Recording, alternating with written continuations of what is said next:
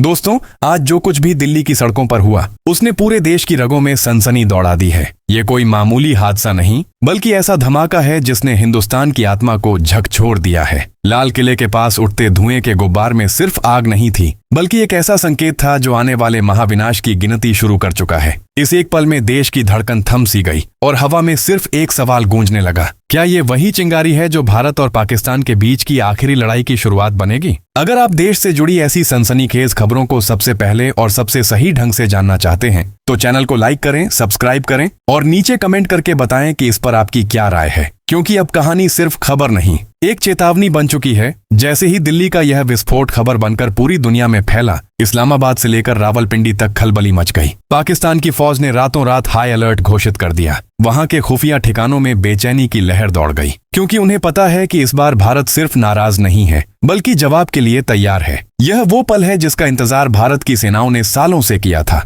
यह धमाका अब बहाना नहीं बल्कि एक ट्रिगर बन चुका है उस ऑपरेशन के लिए जिसका नाम है ऑपरेशन सिंदूर 2। पिछले कुछ महीनों में भारत ने जो तैयारी की है वो किसी रिहर्सल से कम नहीं। संघर्ष विराम के बाद भी भारतीय सेना बैरकों में नहीं लौटी बल्कि मैदान में डटी रही, लगातार, नॉनस्टॉप। देश की तीनों सेनाओं ने एक के बाद एक इतने बड़े सैन्य अभ्यास किए कि पूरी दुनिया दंग रह गई। हर 10वें दिन कोई न कोई नई वार, एक्सरसाइज, हर बार एक नया क्षेत्र, नई रणनीति और नई ताकत का प्रदर्शन। यह अब सिर्फ सीमाओं की रक्षा नहीं बल्कि दुश्मन के सीने तक पहुंचने की तैयारी थी। मई के महीने में जब दुनिया को लगा कि भारत शांति चाहता है, तभी चंडीगढ़ में टाइगर क्लॉ एक्सरसाइज शुरू हुई। भारतीय गरुड़ कमांडो और अमेरिकी स्पेशल फोर्स एक साथ। इसके तुरंत बाद फ्रांस के साथ हुआ ऑपरेशन शक्ति, जिसने आसमान से लेकर समुद्र तक भारत की पकड़ मजबूत कर दी। हिंद महासागर में सिंगापुर और श्रीलंका के साथ नौसैनिक शक्ति का ऐसा प्रदर्शन हुआ कि दक्षिण एशिया के समुद्री नक्शे पर भारत की मौजूदगी और भी प्रबल हो गई। सितंबर में भारत ने मिस्र के अलेक्जेंड्रिया में हुए ब्राइट स्टार 2025 अभ्यास में हिस्सा लिया। 43 देशों की सेनाएं और भारत ने तीनों बलों के साथ जो लाइव फायरिंग शो किया उसने पश्चिमी शक्तियों को भी स्तब्ध कर दिया। ब्रिटिश नौसेना के F-35 लड़ाकू विमानों को हमारे सुखोई 30 AMKI ने हवा में धूल चटाई। वहीं यूरोप में हुए अभ्यास में भारत के राफेल जेट्स ने ऐसी सटीक हवाई रणनीति दिखाई कि दुनिया को समझ आ गया, भारत अब सिर्फ शांति का दूत नहीं बल्कि युद्ध का निर्णायक खिलाड़ी बन चुका है। इन सारे अभ्यासों के पीछे एक ही मकसद था, ऑपरेशन सिंदूर 2 की तैयारी। भारत अब किसी उकसावे का इंतजार नहीं कर रहा, वह खुद तय करेगा कि जंग कब और कहां लड़ी जाएगी। इस बार युद्ध पारंपरिक नहीं होगा। भारत ने साफ कर दिया है कि वो अब 2025 की तकनीक से लड़ेगा, यानी AI powered warfare. Arunachal Pradesh में हुए अभ्यास युद्ध कौशल 3 ने इस बात को साबित किया। पहली बार ऐसे EI ड्रोन इस्तेमाल किए गए जो अपने टारगेट को खुद पहचानते हैं और बिना किसी इंसानी दखल के उसे मिटा देते हैं। यह भविष्य का युद्ध है जहां मशीनें सोचती हैं, पहचानती हैं और हमला करती हैं। यह अब हकीकत बन चुका है। इसके साथ भारत ने घरेलू अभ्यासों में भी नया इतिहास लिखा। दिव्य दृष्टि, त्रिशूल और अग्निवीर एक्सरसाइज जैसे कार्यक्रमों ने भारतीय सेना को मल्टी डोमेन वॉरफेयर में बदल दिया, यानी अब जमीन, आसमान और समंदर तीनों पर हमला एक साथ, एक बटन से होगा। Drone swarm, satellite, fighter jet और टैंक सब एक साथ दुश्मन को घेरेंगे। दुश्मन के पास प्रतिक्रिया देने का मौका भी नहीं बचेगा। अब भारत का हर कदम गणना के साथ है, हर चाल रणनीति से भरी। अब यह देश किसी पर हमला नहीं करता बल्कि जो हमला करने की सोचता है उसे सोचने का मौका ही नहीं देता। भारत ने अपने आप को एक डिजिटल फौलाद में बदल लिया है। अगर आपको लगता है कि यह सब दिखावा है तो भारत के मिसाइल परीक्षणों की श्रृंखला देख लीजिए। मई से अब तक अग्नि 5 और अग्नि प्राइम जैसी परमाणु सक्षम मिसाइलों का परीक्षण हो चुका है। लेकिन असली गेम चेंजर तब हुआ जब भारत ने यह दिखाया कि उसकी मिसाइलें अब रेल नेटवर्क से भी लॉन्च हो सकती हैं। मतलब देश का 60,000 किलोमीटर का रेल सिस्टम अब एक चलता फिरता मिसाइल बेस है जो कहीं से भी कभी भी दुश्मन पर प्रहार कर सकता है। यह सिर्फ हथियार नहीं बल्कि मनोवैज्ञानिक युद्ध की पराकाष्ठा है। अब सवाल ये है, जब भारत इतना आगे बढ़ चुका है तो क्या पाकिस्तान अब भी वही पुरानी रणनीति से काम चला पाएगा? क्या उसके पुराने हथियार और उधार की तकनीक इस नई डिजिटल सेना के सामने टिक पाएगी? शायद नहीं। DRDO ने हाल ही में जो लेजर वेपन्स और डायरेक्टेड एनर्जी सिस्टम्स का परीक्षण किया है वो आने वाले युद्ध का चेहरा बदल देंगे। ड्रोन स्वॉर्म अब भारत के लिए खतरा नहीं बल्कि दुश्मन के लिए अभिशाप बन चुके हैं। एक बटन दबते ही सैकड़ों ड्रोन आसमान में राख हो सकते हैं। अब जंग सिर्फ मैदान में नहीं बल्कि साइबर और इलेक्ट्रॉनिक स्तर पर भी लड़ी जाएगी। दिल्ली के इस धमाके के बाद जो माहौल बना है वह सिर्फ भावनाओं का नहीं बल्कि रणनीतिक बदलाव का संकेत है। भारत अब धैर्य की नीति नहीं, दृढ़ संकल्प की नीति पर काम कर रहा है। दोस्तों, अगर आप सोच रहे हैं कि अगला चरण सिर्फ बमबारी और टैंकों का टकराव होगा तो आप बड़े भूल में हैं। अब लड़ाई का नया चेहरा है, एक ऐसा युद्ध जो दिखता नहीं पर असर हर कदम पर होगा। इस चरण में हम उस गूढ़ रणनीति को खोलेंगे जो मैदान के पार सैटेलाइट और सर्किट बोर्ड्स में छिपी है, और समझेंगे कि कैसे एक ही सेकंड में सूचना, संचार और निर्णय सब बंद किए जा सकते हैं। अगर आप अभी तक हमारे साथ नहीं जुड़े हैं तो वीडियो को लाइक करें, सब्सक्राइब करें और कमेंट में बताइए कि आप इस डिजिटल युग के युद्ध के बारे में क्या सोचते हैं। अब बात करते हैं उस तकनीकी परत की जिसने इस संघर्ष को पारंपरिक सीमा से बाहर निकाल दिया है। पिछले महीनों के अंदर जो अभ्यास और परीक्षण हुए वे केवल मिसाइलों तक सीमित नहीं रहे। सुरक्षा विशेषज्ञों के मुताबिक अब निर्णायक मुकाबला साइबर, इलेक्ट्रॉनिक और सैटेलाइट आधारित ऑपरेशंस पर निर्भर करेगा। यानी दुश्मन की आंखें, कान और दिमाग तक को निशाना बनाकर उसे अचेत कर देना।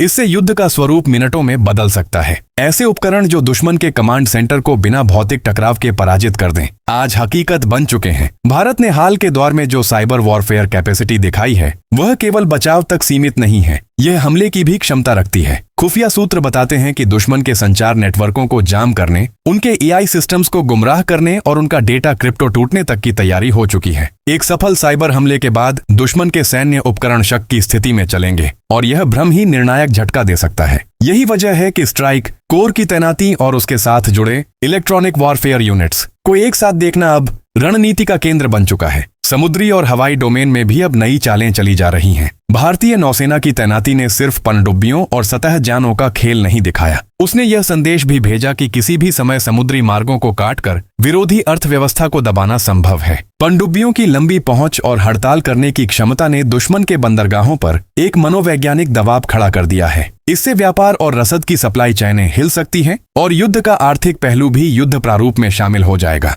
भूमि पर स्ट्राइक कोर की तैयारी एक सुसंगत नेटवर्क के रूप में सामने आई है, जहां रेकॉन्स, ड्रोन स्वार्म और तेज गति के फोर्सेस बिना किसी देरी के मिलकर काम कर रहे हैं। यह पारंपरिक टुकड़ी नहीं बल्कि अस्थिर, तेज और असम्मित प्रतिक्रिया देने वाली इकाई है जो शत्रु के अंदर भय पैदा कर दे। प्रशिक्षण लॉग से पता चलता है कि छोटे से छोटे लक्ष्यों के लिए भी अब कई परतों में हमले की योजना बनती है। इंटेल, इलेक्ट्रॉनिक डिसरप्शन और फिर अचूक सर्जिकल स्ट्राइक, यही कट्टर वास्तविकता है जिसको देखकर विरोधी के भीतर अराजकता फैलती है। राजनीतिक और कूटनीतिक स्तर पर भी हालात गर्म हैं। बड़े देशों की नाराजगी और दबाव के बावजूद क्षेत्रीय समीकरण इतना जटिल हो गया है कि कोई भी पहल बिना भारी जोखिम लिए नहीं हो सकती। दुनिया की महाशक्तियां अब केवल विदेश नीति के मंच पर ही नहीं बल्कि गोपनीय वार्ताओं और सैन्य आपूर्ति के जरिए भी अपनी रुचि जता रही हैं। यह वह समय है जब निर्णय लेने वाले सिर्फ राजनीतिक आंकलन नहीं कर रहे, वे सैन्य और तकनीकी कारकों को भी तुला पर रखकर कदम उठा रहे हैं। पाकिस्तान के अंदरूनी हालात की बात करें तो वहां न केवल सैन्य ही घबराहट में है बल्कि खुफिया और राजनीतिक संस्थाएं भी असमंजस की हालत में दिखती हैं। सार्वजनिक रिपोर्टों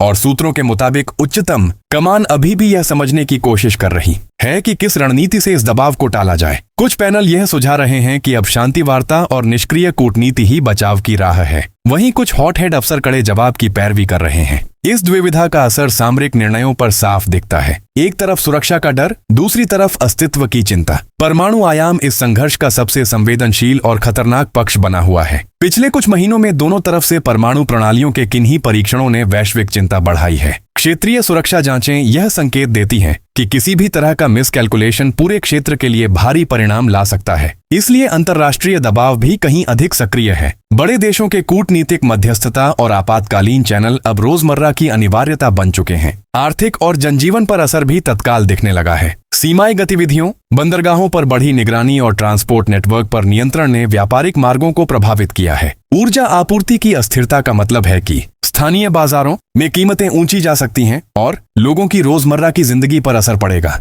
यही कारण है कि सरकारें अब केवल सैन्य जवाब नहीं दे रही, वे नागरिक सुरक्षा और बुनियादी सेवाओं की मुस्तैदी को भी युद्ध स्तर पर लागू कर रही हैं। अब देखने वाली बात यह है कि अगला कदम क्या होगा, खुला सैन्य टकराव, सर्जिकल स्ट्राइक या फिर एक सीमित परतवार कार्रवाई जो विरोधी की क्षमताओं को धीमा कर दे। रणनीतिक विश्लेषकों का मानना है कि उच्च स्तर पर निर्णायक कदम लेने से पहले व्यापक परतों में असर का आकलन होगा। इसमें मीडिया, अर्थव्यवस्था, अंतर्राष्ट्रीय दबाव और स्थायी नुकसान की गणना शामिल होगी। इन्हीं परतों के बीच से ही वास्तविक निर्णय निकलेगा। जो भी कदम उठेगा उसका असर केवल सीमाओं तक सीमित नहीं रहेगा। इस बीच जनता के लिए सबसे बड़ा सवाल यह है कि वे किस तरह से तैयार रहें और किस स्रोत से सही जानकारी प्राप्त करें। अफवाहें और गलत सूचनाएं ऐसे समय में तेजी से फैलती हैं, इसलिए विश्वसनीय समाचार, आधिकारिक घोषणाएं और सुरक्षित काउंसलिंग ही ठोस मार्ग हैं। सामाजिक स्थिरता बनाए रखना भी उतना ही जरूरी है जितना सैन्य तैयारी, क्योंकि एक टूटे हुए घर की रक्षा अकेले हथियारों से नहीं होती। अंततः यह चरण बताता है कि आधुनिक युद्ध अब सिर्फ उम्र भर की सेनाओं का संघर्ष नहीं रहा, यह सूचना, तकनीक और मनोविज्ञान का संगम बन चुका है।